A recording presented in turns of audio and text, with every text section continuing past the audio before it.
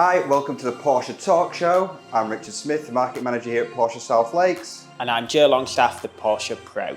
This week we're talking about Oliver Blume moving up in the levels from Porsche to Volkswagen Group. We're talking about the GT3 RS, Porsche and Formula One. What are you talking about, Joe?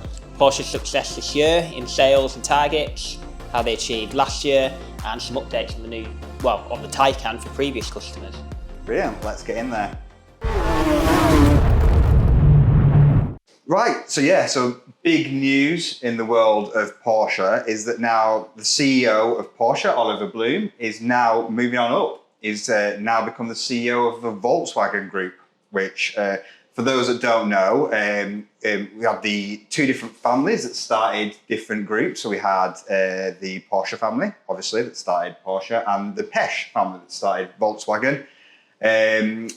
Over the years, it's all developed into different sort of companies. We had Volkswagen, Porsche, obviously, and the Volkswagen Group, which covers all those different manufacturers. And then you have the Porsche family and the Pesch family that own the Volkswagen Group. So now Oliver Blume has moved on up. He's keeping in his current position as CEO of Porsche. So he's kind of a big deal now in the world of the manufacturing of cars. And it's going to be interesting to see how that change to Volkswagen Group and staying on at Porsche sort of helps things. But he's definitely done some amazing things over the last couple of years with Porsche. So if he can bring that to the whole group, it will be really good. Yeah, and the Volkswagen Group is quite a large umbrella of different companies, from lorry manufacturers, motorbike manufacturers, Porsche involved. There's all Volkswagen themselves. There's loads there. So, very interesting. Yeah, and obviously talking about how well he's done at Porsche, some great stats coming out of Porsche in terms of deliveries and stuff this last year and currently this year. Yeah, so last year Porsche aren't a high volume manufacturer, but achieved deliveries of over 300,000 vehicles worldwide. And then first start to this year, so they've started the year off with delivering 145,000 vehicles already. That's pretty good numbers for obviously a luxury like sports car brand that is like you say, does low numbers.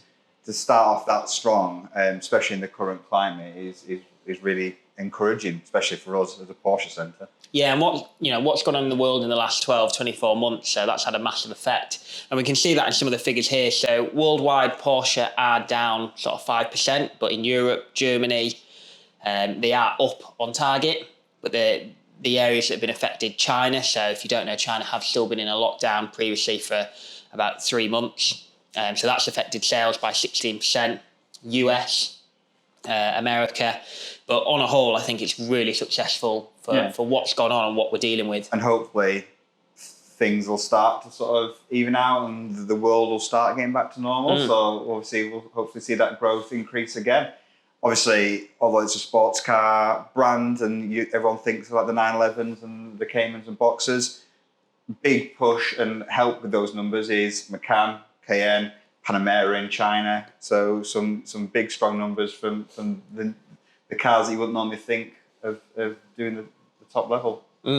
Talking about new cars that might be coming, or are coming, on the 17th of August, it has been revealed that Porsche will announce the latest iteration of the GT3 RS. There's been some spy shots out there of it driving down, doing some testing.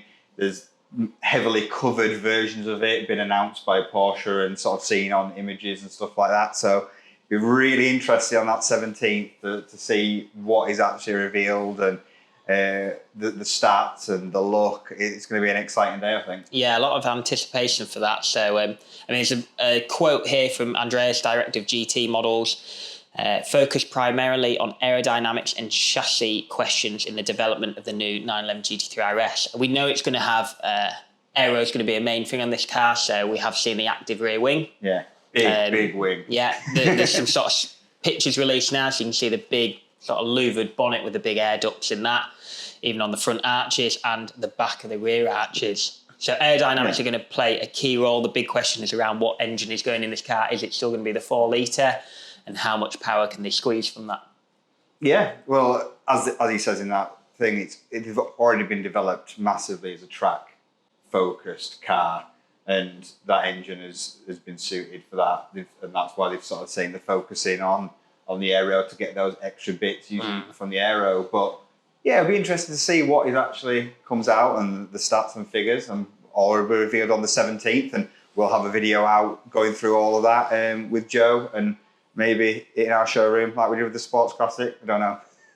But something that's been circulating on the internet, and something that we even mentioned back in like episode 1, I think it was that Porsche are looking at getting back into F1. I think it's a bit of an open secret that that's sort of been researched into by Porsche, and hopefully, like I think it's like 2025-26 season when they're sort of looking at coming back in. But some documents have been surfaced on the internet, and it's abound there on social media at the minute that Porsche have bought a 50% stake in Red Bull. Yeah, so nothing official yet, but it says here one of the hurdles that needed to be overcome was the green light from anti-cartel authorities. And basically, they have to submit documentation to the EU and countries outside of the EU. One of those is Monaco. Monaco have a sort of rule that once looked at and approved, it's then publicised to the public within Monaco in a certain journal. So that has then been, someone's found that, released it, and the information does show that there'd be a 50% stake in F1 for a 10-year agreement. Now, the rumour is that they're wanting to release this information in a couple of weeks on the F1 tracks, but the delay is that F1 haven't confirmed the engine regulations for 2026, which is a big part of Porsche coming into this. They want a lot of like it to go a bit greener. They want sort of like recuperation and electricity and all that to be a bit more a big part of it, don't they? And Ferdinand Porsche, quoted that Porsche don't compete in racing for our own gratification. It's to sort of improve and progress the performance cars we make for the public. So, these regulations have to relate, the engines have to relate down, and the technology so that it can be used. If that doesn't happen, there's no sort of real benefit in progressing a technology that is solely for racing. So a few little things left to finalise, but it looks very promising. Very promising, yeah. So it'll be good to see what comes out over the next couple of weeks and months. Hopefully the official Porsche statement will come soon, and we'll bring you all the details once it does. So you want to talk about Taycan updates. Taycan updates, yeah. Yeah, it's really interesting. So Taycan being the first sole electric vehicle that Porsche have produced. Apart from back in 1901 when we made the first electric car. Anyway, so being very software based, what they've learned on the new model year cars, so like the GTS being the latest car to be have the homologation done, they've improved the range by sort of decoupling the motors so they coast more, they work in a two-wheel drive setting more often. There's updates on the infotainment system, so it's got what we call Cluster 37, which has Android Auto now as well as Apple CarPlay. They're both wireless, better map updates, all sorts of improvements on the latest Taycans.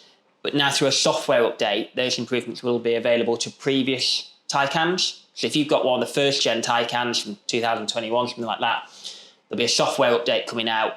The car will come into us, you'll pick it back up, the range will be improved, you'll have a new infotainment display that'll have Android Auto and other host of features like built-in Spotify, all sorts of improvements. And that just shows the benefit of it being software, not hardware based. Yeah, I think that's brilliant that like as they develop and keep improving things, that people who like the first adopters and have first gen Taycans can then reap the benefits of that just by downloading an update. Yeah.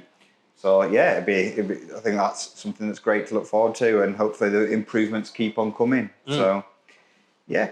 I just want to touch on something that has been happening at the centre here. So, for those that don't know, cycling has now overtaken golf worldwide with Porsche customers. So, one of the major hobbies now is road cycling. So here at Porsche South Lakes, we had a cycling event, and we also sponsored the Lancaster Grand Prix. So the local city just close to us here, Lancaster, has a national cycle race. It's part of the British cycling circuit. And we were on hand. We provided cars for the front of the race, and we provided cars for VIPs, and we also had our Porsche mobile exhibition unit there. And it was really good to see everyone coming out. It was a blistering hot day. But it was a massive turnout for the race. It's only going to develop. I think it's the third or fourth time it's actually ran, and obviously a couple of those years where COVID hit. So it's going to be great to see how that sort of like develops for the local community and the local city. So yeah, and it's nice to support an event locally, and it'd be cycling as well, which a lot of the staff members here are fans of. So yeah, it was a good big part all-round of what we do with our events and stuff is try to support like the local community and the local people. So yeah, it was really great. Right, so thanks for watching this episode and listening on podcast, because we're now on podcast as well. So thank you for watching or listening to the Porsche Torque Show. We'll be back next time. As always, please like and subscribe to be kept up to date with all the latest information from Porsche and ourselves. And if you've got anything you want to say in the comments, what Porsches would you like to see Joe review? Is there any information that you'd like us to talk about? Is there any subjects that you'd want us to touch on in the Porsche Torque Show? Leave a comment below, we'll pick it up, and we'll see you next time.